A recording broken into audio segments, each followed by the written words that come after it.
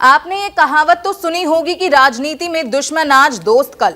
लेकिन महाराष्ट्र के अकोला जिले से जो खबर आई है उसने इस कहावत को नई परिभाषा दे दी है, क्योंकि धुर विरोधी बीजेपी और असदुद्दीन ओवैसी की एआईएमआईएम ने हाथ मिला लिया है। अकोट नगर परिषद में सत्ता का यह अनोखा कॉकटेल राज्य की राजनीति में हलचल मचा रहा है।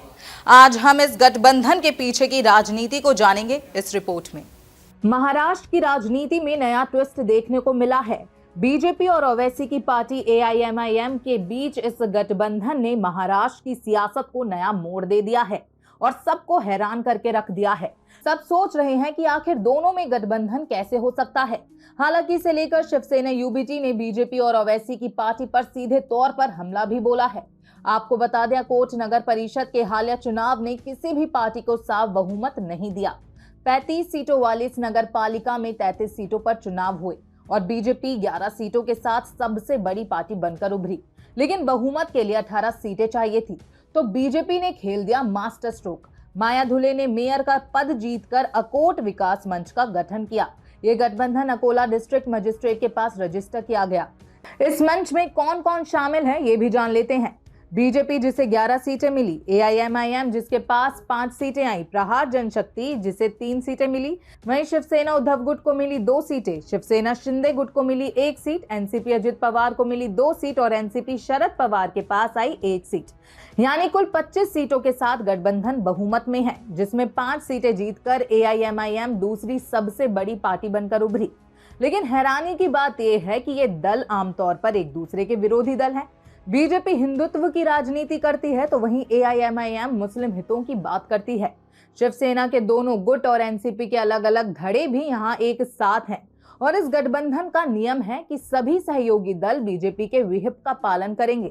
बीजेपी के नगर सेवक रवि ठाकुर अकोट विकास मंच के गट नेता बनाए गए हैं।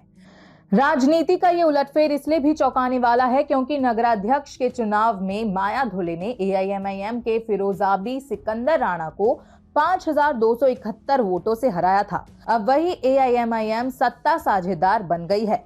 इस भारी भरकम गठबंधन के चलते विपक्ष की बेंच खाली नजर आ रही है। कांग्रेस की 6 और वीबीए की 2 सीटें ही बची हैं। लोकल पॉलिटिक्स में ये गठबंधन साबित करता है कि सत्ता के लिए विचारधारा कितनी आसानी से पीछे रह सकती है। हालांकि गठबंधन को लेकर शिवसेना यूबीटी के सांसद संजय राउत ने हमला बोला है।